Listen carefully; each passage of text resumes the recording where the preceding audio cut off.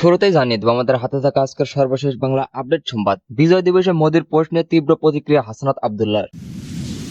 এরপরে জানিয়ে দেব সর্বস্তরের জনগণের শ্রদ্ধা নিবেদন স্মৃতিসৌধে। এরপরে জানিয়ে দেব স্মৃতিসৌধে ফুল দিতে গিয়ে হঠাৎ অসুস্থ হয়ে পড়লেন মির্জা ফখরুল।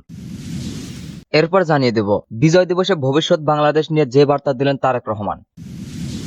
সর্বশেষ জানিয়ে দেব নির্বাচনের ধারণা নয়, নির্দিষ্ট রোডম্যাপ চায় বিএনপি। এতক্ষণ শুনছিলেন সংবাদ শিরোনাম, এরপর বিস্তারিত।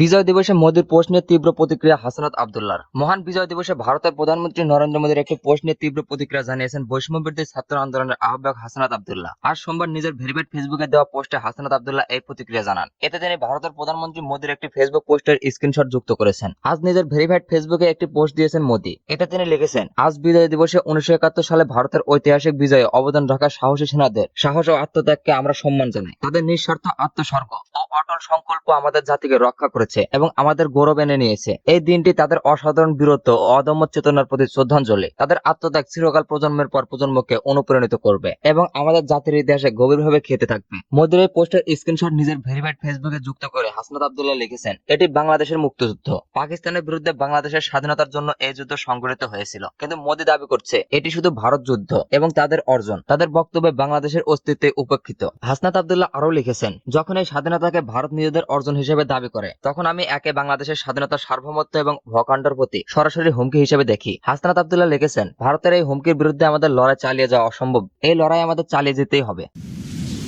সর্বস্তরে জনগণের শ্রদ্ধা নিবেদন স্মৃতিসৌধে। আজ 16 ডিসেম্বর 54তম মহান বিজয় দিবস। দিবসটির প্রথম প্রহরে রাষ্ট্রপতি, প্রধান উপদেষ্টা মন্ডলীর সদস্য এবং বিদেশি কূটনৈতিক জাতির শ্রেষ্ঠ সন্তানদের শ্রদ্ধা নিবেদন করেন। পরে ঢাকার সফরে অবস্থিত জাতীয় স্মৃতিসৌধ এলাকা সর্বস্তরের জনগণের জন্য খুলে দেওয়া হয়। সোমবার সকাল থেকে ফুলের শ্রদ্ধায় জাতির সূর্য সন্তানদের স্মরণ করতে থাকে সর্বস্তরের মানুষ। বিভিন্ন রাজনৈতিক সামাজিক সংগঠন ও স্কুল কলেজের শিক্ষার্থীরা হাতে ফুল, ব্যানার ও হেস্টার নিয়ে স্মৃতিসৌধের প্রাঙ্গণে আসতে শুরু করেন। বেলা বাড়ার সাথে সাথে ফুলে ভরে যায় শহীদ বেদি। একই সাথে দলে দলে ফুল নিয়ে শ্রদ্ধা জানাতে প্রবেশ করতে থাকেন বিভিন্ন রাজনৈতিক, সামাজিক ও নানা শ্রেণীর পেশার মানুষ। এ সময় অনেকে লাল সবুজের পোশাক পরিধান করে স্মৃতিসৌধে আসতে দেখা গেছে। এছাড়া শিশু, কিশোর থেকে বয়স বৃদ্ধ ও শ্রদ্ধা নিবেদন করতে আসেন। উল্লেখ্য, এদিন সকাল 6:30টায় সাভারের জাতীয় স্মৃতিসৌধে বীর শহীদদের প্রতি পুষ্প অর্পণ করেন রাষ্ট্রপতি মোহাম্মদ শাহাবুদ্দিন। এরপর সকাল 7:12 দিকে অন্তর্বর্তী সরকারের প্রধান উপদেষ্টা ডক্টর মোহাম্মদ ইউনূস শ্রদ্ধা নিবেদন করেন। এ সময় অন্তর্বর্তী সরকারের উপদেষ্টা মণ্ডলীর সদস্য, বীর মুক্তিযোদ্ধা ও যুদ্ধবরত বীর মুক্তিযোদ্ধা, দেশি বিদেশি কূটনীতিকরা উপস্থিত ছিলেন।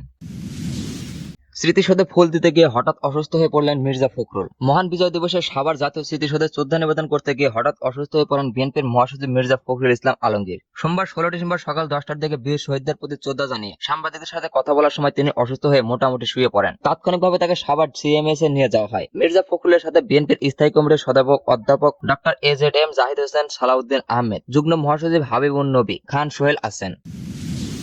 বিজয় দিবসে ভবিষ্যতে বাংলাদেশ নিয়ে যে বার্তা দিলেন তারেক রহমান। বিজয় দিবস 16 ডিসেম্বর উপলক্ষে ভবিষ্যৎ বাংলাদেশ নিয়ে একটি বার্তা দিয়েছেন বিএনপির ভারপ্রাপ্ত চেয়ারম্যান তারেক রহমান। সোমবার নিজের ভেরিফাইড ফেসবুক অ্যাকাউন্টে থেকে দেওয়া একটি ইংরেজি পোস্টে এমন বার্তা দিয়েছেন তিনি। পোস্টটি হুবহু তুলে ধরা হলো। ফ্যাসিবাদ মুক্ত পরিবেশ পালিত এই বিজয় দিবস অবশ্যই আরো আনন্দের, গৌরবময় এবং তাৎপর্যপূর্ণ। আমি দৃঢ়ভাবে বিশ্বাস করি যে ভবিষ্যতে বাংলাদেশের প্রতিটি স্বাধীনতা ও বিজয় দিবস জনগণের প্রতি রাষ্ট্র ও সরকারের দায়িত্বের অঙ্গীকারের প্রতীক হবে। বৈষম্য ও বিভেদমুক্ত বাংলাদেশ গড়তে এই ঐক্যকে কাজে লাগাতে হবে। আমাদের মনে রাখতে হবে, জনগণের ক্ষমতায়ন ছাড়া জাতীয় ঐক্য শক্তিশালী বা টেকসই হতে পারে না। রাষ্ট্র ও রাজনীতিতে গুরুত্বপূর্ণ পরিবর্তন শুনতে জন্য সংস্কার অনিবার্য। অন্তর্বর্তী সরকারের ব্যবহারিক রোডম্যাপ এটি কি অর্জনের পরিকল্পনা করেছে এবং প্রয়োজনীয় সময়সীমা জানার অধিকার জনগণের রয়েছে। স্বৈরাচার ও ফ্যাসিবাদের পরিবর্তন থেকে রাষ্ট্র ও সরকারকে রক্ষা করার জন্য দৈনন্দিন অনুশীলনে একটি গণতান্ত্রিক রাজনৈতিক সংস্কৃতি গড়ে তোলার নিয়ম ও বিধান চলে মেনার মতোই গুরুত্বপূর্ণ। একটি পাবলিক মডারেটরের মাধ্যমে জনগণের আকাঙ্ক্ষা প্রতিফলিত করতে প্রতিশ্রুতিবদ্ধ নির্বাচিত প্রতিবেদনের সমন্বয়ে গঠিত একটি সংসদ রাষ্ট্র ও সমাজ উভয় ক্ষেত্রেই গণতান্ত্রিক শাসনের ভিত্তি হিসেবে কাজ করে। জনগণের রাজনৈতিক ক্ষমতা সত্যিকার অর্থে সুরক্ষিত হয় যখন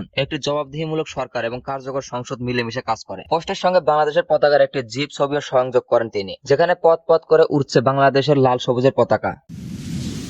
নির্বাচনের ধারণা নয়, নির্দিষ্ট রোডম্যাপ চাই বিএনপি। জাতীয় নির্বাচনের ধারণা নয়, নির্দিষ্ট রোডম্যাপ চাই বিএনপি। জাতির উদ্দেশ্যে ভাষণে অন্তর্বর্তী সরকারের প্রধান উপদেষ্টা ডক্টর মোহাম্মদ ইউনূসের নির্বাচন নিয়ে বক্তব্যের প্রতিক্রিয়া বিএনপির স্থায়ী কমিটির সদস্য সালাউদ্দিন আহমেদ বলেছেন, প্রধান উপদেষ্টা নির্বাচনের একটি ধারণা দিয়েছেন, কিন্তু বিএনপির ধারণা নয়, নির্দিষ্ট রোডম্যাপ চেয়েছে। স্থায়ী কমিটির উপর সদস্য মির্জা আব্বাস বলেছেন, সরকার দ্রুত সময়ের মধ্যে জনগণের ভোটাধিকার ফিরিয়ে দেবে। মহান বিজয় দিবস উপলক্ষে সোমবার সকালে শেরেবাংলা নগরে বিএনপির প্রতিষ্ঠাতা ও সাবেক রাষ্ট্রপতি জিয়াউর রহমানের মাজারে শ্রদ্ধা নিবেদনের পর বিএনপি নেতারা এসব এসব কথা বলেন। নির্বাচন নিয়ে প্রধান উপদেষ্টার বক্তব্যে স্বাগত জানিয়ে মির্জা আব্বাস আরো বলেন, ফ্যাসিস্ট হাসিনার পতনের পর জনগণের চাওয়া একটি সুষ্ঠু নির্বাচন এবং গণতান্ত্রিক সরকার প্রতিষ্ঠা। তাই অতি দ্রুত সংস্কারের কাজ সম্পন্ন করে নির্বাচনের মাধ্যমে জনগণকে একটি গণতান্ত্রিক সরকার উপহার দিতে হবে। উল্লেখ্য, ছাত্রনেতার অভ্যুত্থান পরবর্তী প্রথম মহান বিজয় দিবস উপলক্ষে আজ সোমবার জাতির উদ্দেশ্যে ভাষণ দেন প্রধান উপদেষ্টা ডক্টর মোহাম্মদ ইউনূস। নির্বাচন প্রসঙ্গে তিনি বলেন, মোটা দাগে বলা যায় 2025 সালের শেষের দিকে 2026 সালের প্রথমার্ধের মধ্যে নির্বাচনের সময় নির্ধারণ করা যায়। তিনি বলেন, আমি সকল প্রধান সংস্কারগুলো সম্পন্ন করে নির্বাচনের আয়োজন করার ব্যাপারে বারবার আপনাদের কাছে আবেদন জানিয়ে এসেছি। তবে রাজনৈতিক ঐক্যমতের কারণে আমাদের যদি অল্প কিছু সংস্কার করে ভোটার তালিকা নির্ভুলভাবে তৈরি করা ভিত্তিতে নির্বাচন সম্পন্ন করতে হয়, তাহলে 2025 সালের শেষের দিকে নির্বাচন অনুষ্ঠান হয়তো সম্ভব হবে। আর যদি এর সাথে নির্বাচন প্রক্রিয়া এবং নির্বাচন সংস্কার কমিশনের সুপারিশের পরিপ্রেক্ষিতে এবং জাতীয় ঐক্যমতের ভিত্তিতে প্রত্যাশিত মাত্রার সংস্কার যোগ করি, তাহলে অন্তত আরো 6 মাস অতিরিক্ত সময় লাগতে পারে। মোটা দাগে বলা যায় 2025 সালের শেষ দিকে 2026 সালের প্রথমার্ধের দিকে নির্বাচনের সময় নির্ধারণ করা যায়।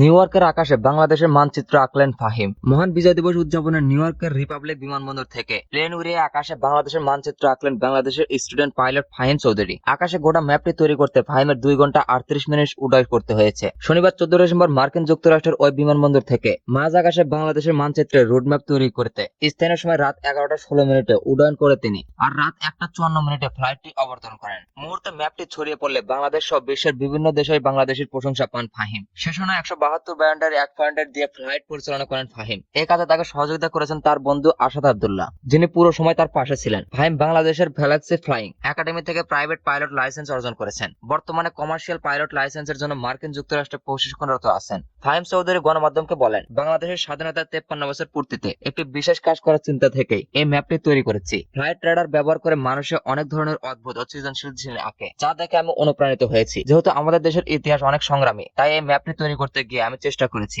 বাংলাদেশের স্বাধীনতা, ইতিহাস এবং মুক্তিযুদ্ধের প্রতি শ্রদ্ধা প্রদর্শন করতে। ফ্লাইট রাডারের মাধ্যমে বিমানগুলোর রুট দিয়ে এমন একটি ম্যাপ তৈরি করা এক ধরনের নতুন অভিজ্ঞতা, যা দেশের প্রতি আমার ভালোবাসা ও শ্রদ্ধার প্রতীক হয়ে থাকবে। আকাশে বাংলাদেশের মানচিত্র আঁকা ফাহিম বলেন, এই ম্যাপ তৈরি করতে গিয়ে অনেক আবেগ অনুভব করছি। বাংলাদেশের স্বাধীনতার ইতিহাসের মনে পড়লে আমাদের মুক্তিযুদ্ধের যে ত্যাগ ও সংগ্রাম তা কখনোই ভুলে যাওয়া উচিত নয়। এই ম্যাপের মাধ্যমে আমি আমাদের শহীদ মুক্তিযোদ্ধার প্রতি শ্রদ্ধা নিবেদন করতে চেয়েছি। তারা যে আত্মত্যাগ করেছে তার দেশের প্রতি আমার ভালোবাসাকে আরো গভীর করে তোলে। স্বাধীনতা অর্জনের পেছনে যে পরিমাণ কষ্ট, ত্যাগ আর সংগ্রাম ছিল তা ভেবে আমি সত্যিই গর্বিত। দেশ এবং প্রবাসের সকল খবর সবার আগে দেখতে আমাদের চ্যানেলটি সাবস্ক্রাইব করে রাখুন। এবং আপনি কোন জেলা থেকে আমাদের খবরটি দেখছেন বা পড়ছেন সেটি চাইলে আমাদের কমেন্ট করে জানাতে পারেন। ও সংগ্রাম তা কখনোই ভুলে যাওয়া উচিত নয়। এই ম্যাপের মাধ্যমে আমি আমাদের শহীদ মুক্তিযোদ্ধার প্রতি শ্রদ্ধা নিবেদন করতে চেয়েছি। তারা যে আত্মত্যাগ করেছে তার দেশের প্রতি আমার ভালোবাসাকে আরো গভীর করে তোলে। স্বাধীনতা অর্জনের পেছনে যে পরিমাণ কষ্ট, ত্যাগ আর সংগ্রাম ছিল তা ভেবে আমি সত্যিই গর্বিত। দেশ এবং প্রবাসের সকল খবর সবার আগে দেখতে আমাদের চ্যানেলটি সাবস্ক্রাইব করে রাখুন। এবং আপনি কোন জেলা থেকে আমাদের খবরটি দেখছেন বা পড়ছেন সেটি চাইলে আমাদের কমেন্ট করে জানাতে পারেন।